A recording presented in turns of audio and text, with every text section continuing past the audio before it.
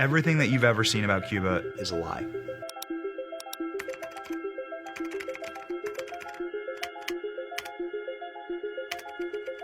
So when Benny first gave us the news that we're going, I think we all got excited. So I started doing a lot of research. I was looking online, and all I saw was a beautiful country.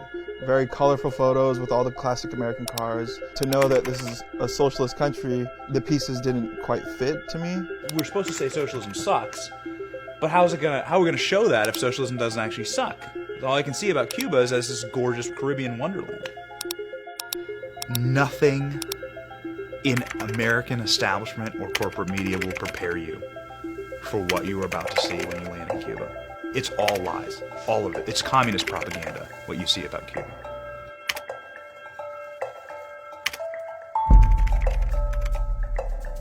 Once we got on the island, going through customs, once we got our bags, then like people came out because we were on their radar, and they go into the back and they're like, we have to take this back and examine it. They didn't like that there was a drone inside my suitcase. Yeah. And because they didn't like that, they took my passport for 7 hours. Emotionally, it went from like, what is this place, when we were in the line, to like getting angry, to like getting pretty furious and just like, screw this place, to then just kind of like, after hour 5, you're just like, Stockholm syndrome, like, okay, I guess I speak Spanish and live in Cuba now. And you're just like, whatever happens, happens, and you're just kind of like submitting to this terrible process. When we left the airport, after 7 hours, I think we thought, the worst is behind us, and we could not have been more wrong. To see everything online prior, this was like a wake-up call. That's when we started to realize that Cuba sucks. So let's do a list of things you can't get in Cuba. Like regular things that you can't get in Cuba. Water. Couldn't find water. Gas. Can't find gas. Chicken. Food. We can't find gas. There's no gas available. Every gas station we go to, shut down. Day 2, trying to get gas. We're in the biggest city in the country. We're in the most modern city in the country. And this is the beginning of the line to get gas. Here we go.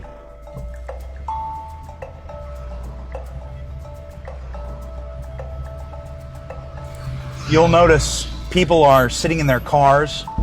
These aren't parked cars. These are people that are sitting and waiting.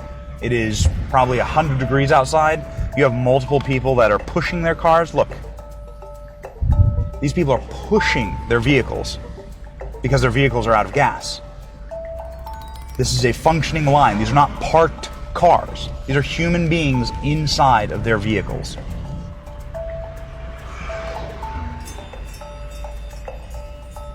They're pushing the cars. They're eating lunch.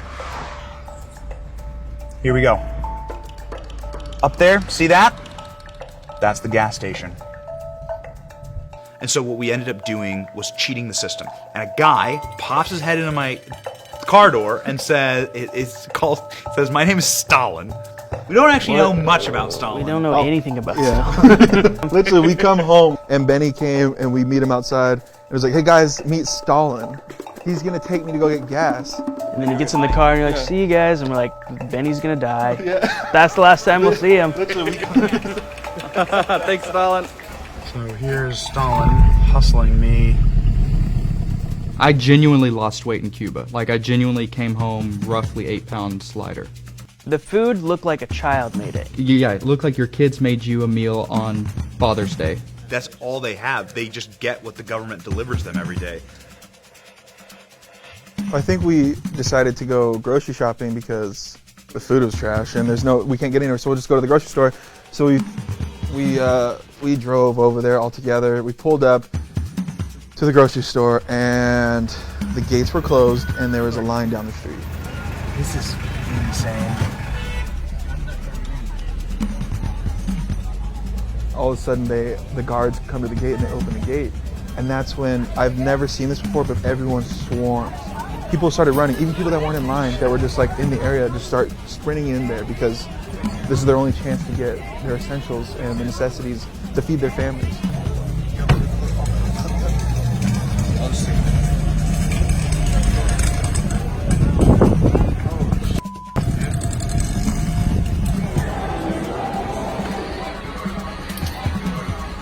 So I really hope that you like Conchita mango marmalade because we have a whole aisle of it. Here in Cuba, you can get an individually wrapped hamburger, and that's as fresh as the meat actually gets. Oh, this one's all melty. But my God, can you get a lot of the exact same brand of garbanzo beans? And then after you're done buying all these incredible products, you can stand in line for literally an hour, which is as long as we've been standing in line. And I'm telling you, you probably are not going to like Cuba that much. There was literally no fresh fruit, no fresh meat, no fresh vegetables, nothing. There was one brand of the things they did have, and the things they didn't have, well, screw you. So, that is life inside of Socialist Pan Americana here in Cuba. Socialism sucks. This area was so developed. All around you, there's just beautiful development. Mansions, by every American standard, mansions. Just one generation. All of this wealth, all of this beauty evaporated, rotted, unsustainable because nobody has any private wealth to keep it up. This is just a block up from the tourist area, and there's so much trash and garbage in the street that it is like the smell is so putrid you can barely walk by it. There's flies everywhere. There's just an overflowing dumpster of rotting trash. It's really gross. You hear it's like a trope. Communism, everyone's equal, equally miserable, equally sad, equally depressed, equally poor. Ha ha ha, it's like you can see it on a t-shirt. No, it actually does suck. Like it actually is that. Like communism succeeds in the crushing of the human spirit and the helplessness and the beaten downness of the Cuban people is one of the saddest things I've ever experienced. I'll never forget that building that me and Josh snuck into, walking around. This is a beachfront property, and it looked like a war zone. It looked like a bomb had hit it. Walk inside, you can see 2 stories down because the floors are blown out. Same thing upstairs, just crumbled. When I went back outside, I noticed that there's fresh laundry and people inside these buildings. They are still living in this building, and I will never forget that. That, to me, is just like, you cannot tell me that socialism works. Look around you. The effects of socialism are everywhere. Crumbling infrastructure and disgusting living conditions. That is what socialism has brought to Cuba. Maybe the socialists in America should take a short trip, a short 90-mile trip, and come here and say they want this in America. It was like going through ruins. The horrific thing is that no one is living in the Pantheon right now. Like, no one lives in the Acropolis. It's a ruin.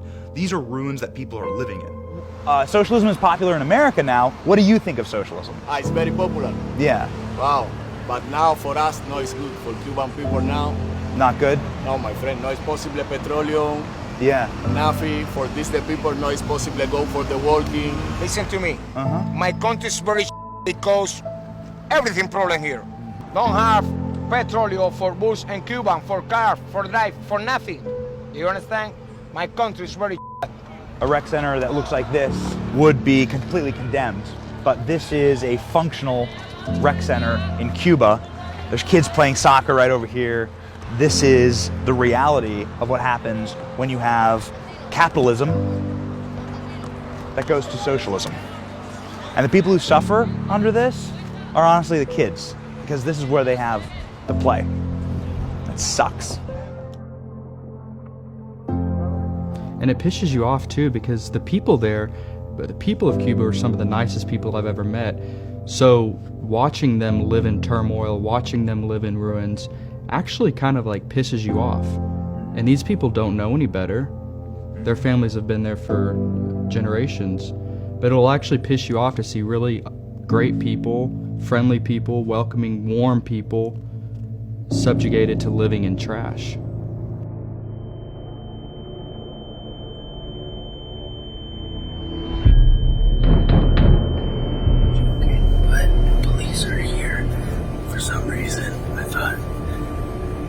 Buzzer at the door would be like police, and it actually was. And now we're seeing what they're gonna do with our cards and if we're going to jail. You hear the buzzer ringing, like it continues to ring, it continues to ring, it continues to ring. We were joking. Because it woke us up and we were like, I was like, it's the cops. And then our translator comes in, he's like, it's the cops. This was an armed contingent of probably a dozen people, one person in a doctor's outfit, and a bunch of government officials, many of them brandishing weapons, that were physically banging down the door, demanding access, and demanding that we leave all of our stuff to them. And so I got on the phone with the embassy. The guy says, get here now. All right, let's get the out of this country. So, what did she tell you? So, the maid, while we're leaving, was freaked out, just absolutely freaked out. Government officials knocking down her door. She fears for her own safety, for her going to jail, and let us know clearly that's not something that happens. I hope this is the last time we have to deal with the country of Cuba. Like the embassy staff was very sweet, talking with us, like personally meeting with us. Yeah, he came out. Very sweet. But the embassy staff came out and said something horrific and something that was probably the scariest thing said to me in all of Cuba, which is, I can't help you. Like, when you guys are out there, I can't help you. He didn't want us to be in that situation, so the guy leaned in and essentially said, I'm asking you to leave the country. So we booked that flight, we changed that flight, we were out, and within 2 hours, we were at the airport, gone. We are at the airport in Havana, leaving Havana a day early. That is that is how our Cuba trip ends, with some more awesome government. It's heartbreaking that that's just a reality for the Cuban people. They don't know natural rights. Even more so heartbreaking is that there are Americans here that would have that governance brought here. I felt like that experience was the front lines of what communism really is. And it's not even, we didn't even see the worst of it, but just we had a fraction of that, and to see it firsthand and to realize that's what people are like wanting to bring to America. Seeing everything on social media and online about Cuba and it looking so amazing, then to see the harsh reality of Cuba is just, I don't get it. I don't get why that's all you see. This is what it's like to live without a U.S. Constitution. It is the rights and the vibrancy and the ability to have a First Amendment right to just say what you want, gone in Cuba. Second Amendment right, gone in Cuba. Third Amendment, Fourth Amendment, you have no rights. And it was, my takeaway is that I have never been happier to be an American.